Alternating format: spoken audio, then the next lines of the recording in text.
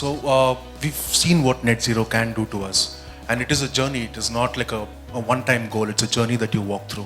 So how do you see this manifesting in real world? How do we make use of the existing systems, technology? Any thoughts on that will be helpful. Good afternoon to all. The net zero is a fascinating concept across the globe, not only in India. I've been interacting with various firms across the globe. I think it's going to be the order of the day. If you look at India, we have Bureau of Energy Efficiency brought in Zonia program, that's the net zero energy. And they are taking a trial right now with 100 buildings, select buildings with the various typology, hotel, retail, corporate buildings, residential, etc. And the kind of investment coming for the renewable energy, be it on-site or off-site, the kind of policy intervention, grant, the subsidy, the cost of installation is going down day by day. Earlier it was about 10 years back about 1.5 lakhs, 2 lakhs per kilowatt panel solar. Now it's hardly 50,000 rupees.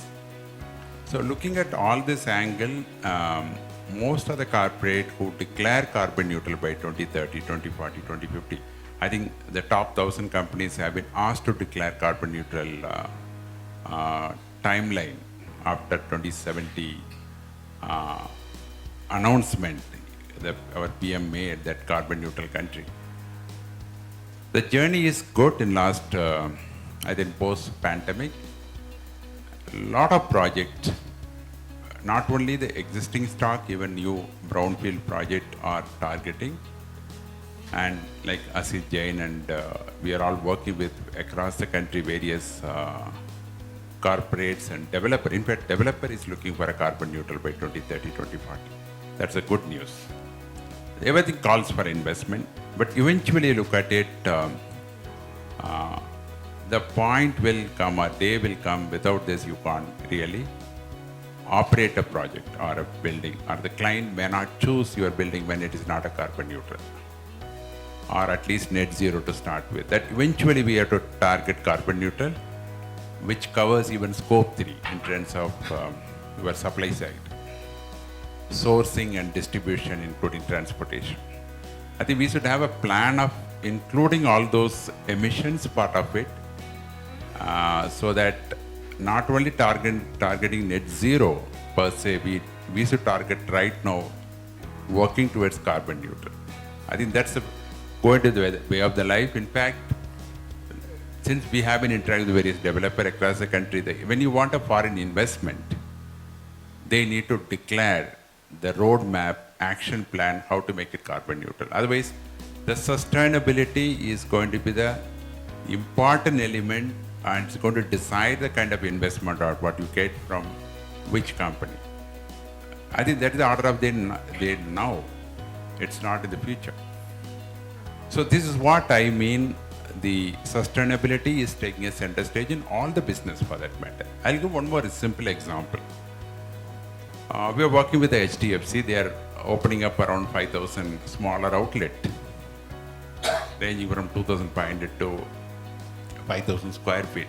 But they want all these facilities to be carbon neutral. Can you believe this? Small, 2,500, but they have a target that the entire HDFC operation to be carbon neutral in a given time. And even developers. So I don't want to mention the name. One of the developers to whom we are working across the country, they have 87 towers. They want to make it carbon neutral by 2035. So this is how the world goes. I think the net zero, though we started a little late here in India, but now they are jumping to carbon neutral. Yes, net zero is about energy, is about water, it's about how can you be more efficient as well. But there is also a larger part which comes during construction as well. Right? So how do I account myself for it, for the embodied energy which is there with all the materials I choose during operations, during construction? Or is that actually something which is important for us when we look at net zero as well? Yeah, that's a fantastic question. In fact, the one area right now when you look at the codes and standard globally focusing on the operational efficiency. Maybe this hotel would have consumed so much of carbon, embodied carbon to build this hotel. And maybe take an example of say 10 lakhs tons of carbon to build this hotel. Similar hotel somewhere sitting next to it, they would have spent say 20 lakhs tons of carbon to build. Just hypothetical example. Both can be a net zero tomorrow. Okay. There is no scale to perform the embodied carbon, and there is no standard globally right now to measure the embodied carbon emission of the building which you constructed and make that part of your operational carbon emission and make it net zero. I think that's a area where we have been interacting with various international organizations to look at that angle. Unfortunately, look at the product manufacturer globally. Very few have declared the embodied carbon emission in the manufacturing. And that's where they brought in indirectly the standards, green standard globally, buying local products within 400 miles, 500 miles. And they brought in things like the product should have a recycled content so that the virgin material utilization can be opted. Indirectly they brought in, but that's not going to solve the problem. More and more we look at it, we need to focus both when you talk about carbon emission is embodied carbon which you build a building, at the end how much you consume, and the entire life cycle. I think we have to look at the life cycle cost analysis than the operational cost or the construction per se. I think this overall life cycle has to be brought in, but for that we need a standard. We need a product declaration. We need a laboratories to do this test and declare the carbon emission, and there should be a regulation. Unless that starts, I think we are doing only one part of the sustainability. The rest is not addressed. In fact, you can get a product imported and say my building is green. Is that true? We would have already burned a lot of fossil fuel to get the product from Malaysia, or German or China. But we have an alternative local. That's what even Sujit was mentioning, is very fond of local material. Why we have to get something? Let it be little ugly. Why we have to focus only aesthetic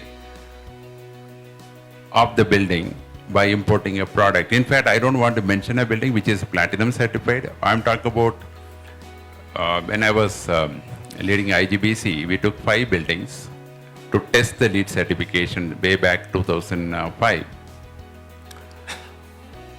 And we asked for 10% increase in cost as a project cost to make it platinum certified. At that point, no technology, no standard, no knowledge in this country. We have been doing a lot of trial and error method.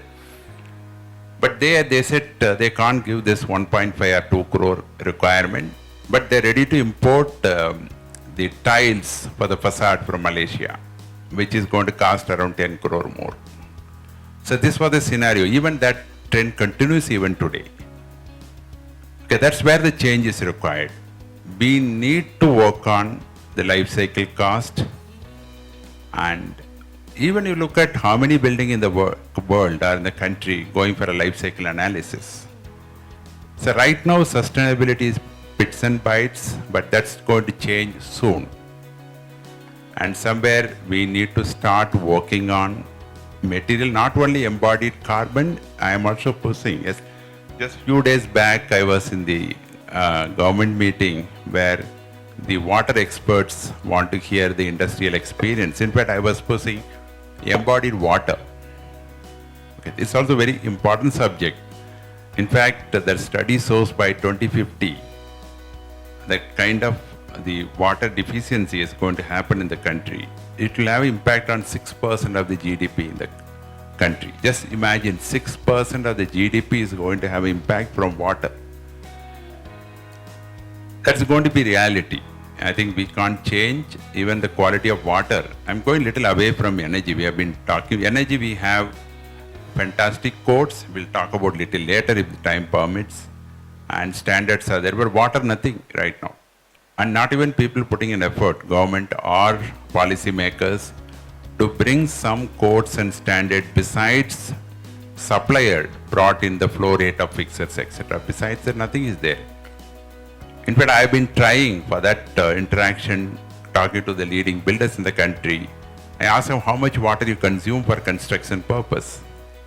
And the answers come in a same typology, commercial building, 2 kiloliter per square meter to 25 kiloliter per square meter. Just see the variance. The construction methodology and technology remain same. But this is where we are missing. I think more and more we have to focus. We don't have much good standard for construction right now. And definitely that's a good area, Abhishek. We need to work as an expert and doing the work in this industry. I'm personally pushing, in fact, I've written to various international finance organizations to sponsor this for India to do the study. Let us at least have some 100, 200 predominantly used material, carbon emission available, so that it doesn't mean that client doesn't want to do it, but unfortunately not available. Even somebody says, I want to make it carbon neutral, nothing is available readily to just buy from the what material palette what you have in the country right now. This is a real life scenario. I think that day will come, the clients are going to demand this if you want to make it carbon neutral. Unless I will include that embodied carbon, I don't think we are doing the justice to the environment. That's my feedback. Just coming back to your question of wellness, I think that is again taking a center stage. If you look at globally, in the recent past after COVID, no work movement started. Why person has to work and spend the whole earning for medical? I think that's a simple equation why youngsters doesn't want to work when there is no conducive environment to work. That's what even experts are addressing earlier. If you don't take care of your employee like your own child, you can't run a business. It's going to happen soon.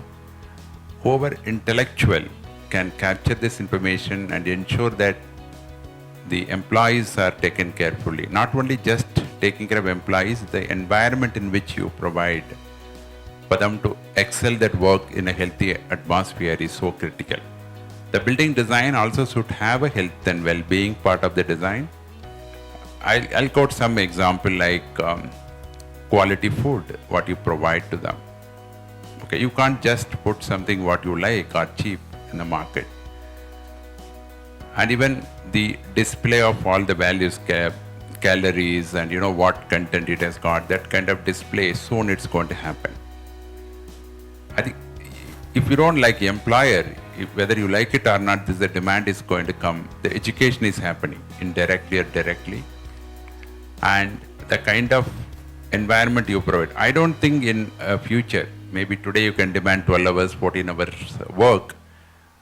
It's not going to sustain for long. It's a matter of time. They will not sit more than 8 hours. And you will have a policy that the flexibility of time, they can work from home if there is. Why somebody has to come and work in an office for 8 hours doing some sort of design? Why not from home? The kind of the traffic, the transportation issues what we are going to face in the future, even today. Why a person has to travel for 4 hours in a day and sit there for 8 hours and productivity may not last for 2 hours. Definitely person traveling for 2 hours, you can't expect person to work from the time he landed in your office. Similarly, when I come and sit in a building where the lighting level is not adequate or the air quality is very poor and you have a kind of, the CO2 level is 1,000, 1,200, how you can expect person to sit in that kind of atmosphere and get a productivity? And most of the corporate, if you look at today, the manpower cost is a major cost. Commercial building is almost 90%. People focus more on energy and water, rental, but the expenditure for the company, if you go to any IT company, they will say 90% is a salary. But still they don't focus on the human comfort and well-being. If you look at the kind of wellness standards what we have globally, It demands various aspects, including food, the sound noise level, what you maintain, including their family. How are you taking care of their family in terms of their health and well-being? What kind of incentive you are giving in? When they fall sick, what kind of insurance you cover? You can't just say my employees are covered with insurance, not enough. What kind of training and awareness you are giving it? What kind of comfort? Even somebody want to rest, you need a breakout space. You need a room for them to rest. Doctor on call. So all needs to be addressed in the design. You can't do it in the existing facilities when you don't have this kind of concept in the design. So future building is all going to have this information. And also, particularly I'm looking for a hotel that when the building is designed, in fact, few rooms, I remember when wellness introduced in USA, where certain rooms, they can't do all entire hotel early stage, very expensive. Now things are happening even commercial building and hotel level, where they used to pay 15% more. If person travels a long distance and do work for the whole day, why they prefer a hotel? They want to give a good rest, healthy rest. They should not get up in the morning and go with a headache again back to work. So that kind of situation started demanding, and people started doing certain rooms, started about 10 years back, make it all well-being controlled environment, and clients started paying 15%. Now it's become a norm. Clients may not ask today, and tomorrow they will demand whether your building is well certified. Or do you have a standard? Can you show me the list which you have done in your room? Maybe personalized control. They want to check what is the CO2 level in a room. Maybe they demand, get me a portable device, I want to check the CO2 level. Or they might ask you to put a display. Personalized lighting control, personalized air conditioning control. It's all going to come. So this is what the Jain was saying, that IoT is going to help. Now the hotels are getting into that, and moreover the commercial building. Their expenses are too much for the occupant, and even 2 days, 3 days leave is going to cost too much for the commercial buildings, including air quality test. If you go to some airports in India, they already displayed, correct? CO2, volatile organic compound, then PM 2.5, PM 10, these are all particulate matter which will harm the individuals. I am very sure if we go and measure any industry, the PM 2.5 should not be more than 40. Okay, but I have seen physically best buildings, call it as an environmentally friendly building, it goes up to even 70, 80. Right now, the staff or employees are not demanding, but eventually they will demand. If the design is not done to that level, you can't just change the building. Then the absenteeism will be more, or they'll move out. I think that focus is happening. I have seen the design now. People are adopting wellness part of the design. This again, like a carbon neutrality is for the company. But companies should succeed, we need a wellness for retain the employees for your delivery. I think that's going to be the order of the day.